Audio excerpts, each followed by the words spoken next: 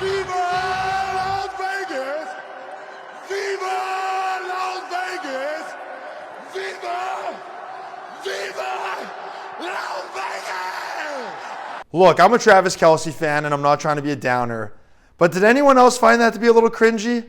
Am I the only one? This is Sportscentre. Hey everyone, I'm Jesse Pollock. And ladies and gentlemen, I think we've seen this show before. For the second year in a row and the third time in the last 5 years, the Chiefs have risen to the top of the football world after defeating the 49ers in overtime. First and goal. Mahomes flings it. It's there! Hardman!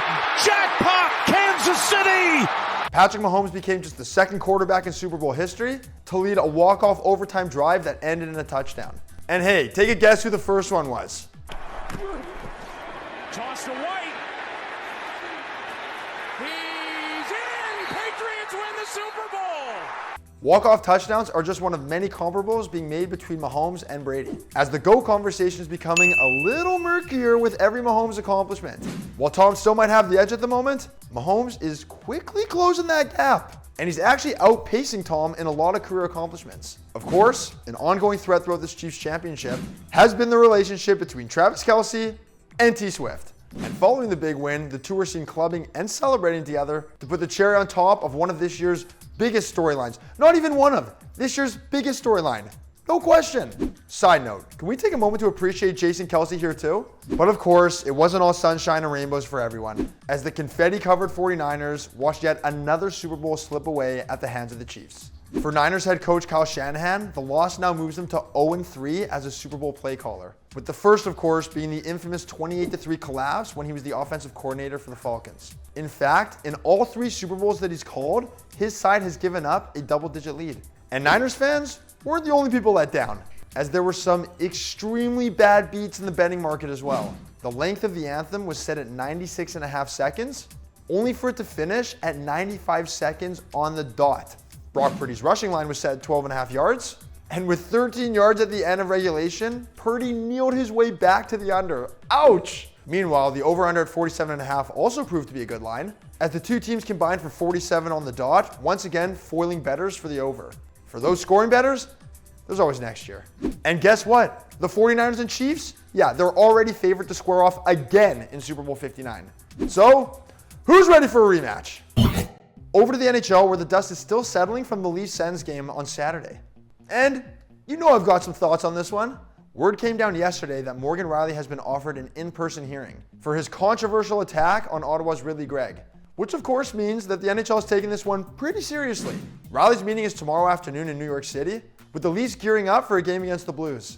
Here's what Sean Keefe had to say this afternoon. I think it goes without saying the type of player Morgan is. I mean, I think just a couple of weeks ago, I think we were talking about him winning the Lady Byng and competing for that. So he's pretty exemplary guy, and not just on our team, but in the league in terms of how he conducts himself and how he plays a good, hard-honest game, but is very respectful and I think admired by his teammates and the opposition because of how he conducts himself. So I think because of that, you know what his intentions are going to react to a situation like that, and it's not to be malicious by any means. For what it's worth, Rielly's never been suspended in his 11-year career, but an in-person hearing means that the NHL could ban him for 6 or more games.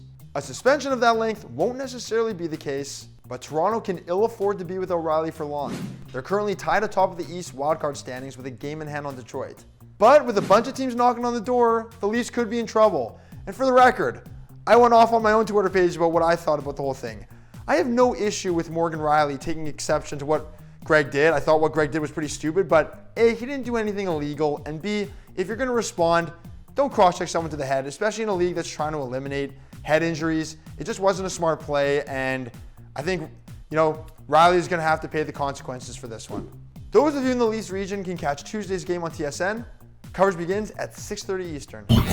over to the association where Raptors fans are in for a treat tonight. And that is because Wemby and the Spurs are in town. Let's go! And let's be honest, there's not much to be excited about a 10-win team coming to town, but Wemby sure is looking like the real deal so far. Coming into the season, there was talks about him and Chet Holmgren battling for Rookie of the Year, and this duel is living up to its billing. Wemby has the statistical edge on that brutal San Antonio team, but Holmgren's been anything but a slouch for OKC, who's battling for the top seed in the West. Where Wemby's really stood out, though, has been since the turn of the new year. In 18 games, he's averaging 22 and 10 and shooting just a shade under 50%. FanDuel currently has him as the odds-on favorite to win Rookie of the Year, with Holmgren trailing a little behind. And there's no one else even near these guys. And then there's the new look Raps. Aside from Scotty Barnes, it's hard to find much to be excited about right now. And we may be grasping at straws right now. But how about a little love for Toronto's first-round pick from last summer? Grady Dick has been good since his G League stint last month, as over his last 12 games, he's averaging just under 8 points. But he's shooting 48% from the field and 44% from deep. So maybe that's something to look forward to as the Raps make their way to the finish line? You can catch tonight's game between the Spurs and Raptors on TSN, with coverage beginning at 7 Eastern, 4 Pacific. All right, before we sign off for the day, we got to go back to Vegas one more time. We've been receiving some amazing content from Marissa and company for a whole week, but we've got one more bit. With another easy way to blow $100 in Vegas, it's Roberto on the go. Seeing how much food you can buy at the Super Bowl with $100. Fried chicken and Belgian waffles with maple syrup. It's $23.3, but I have to tip. I can't just not tip. Amazing. Al Pastor pork belly skewer. Oh, geez. Yeah. We brought in a ringer. Ready? Yeah, let's eat. Maybe best bang for a buck might be a dirt dog Luca. Sounds good, let's do it. Luca is $15.99. Oh my. I'm not really eating this on camera. I'm going to tell you that for free. $32 left, so let's hit it. Mac and cheese bowl with brisket or pulled pork. Thank you. Got a pretzel Hot cheese cheese. and beef brisket. We forgot about dessert. $9.96. You ready? Wow. Okay, we missed out on this. Sadly, cannot afford it. That's all we have for today, folks. We'll be back tomorrow at 3 p.m. Eastern, noon Pacific. Have a great day.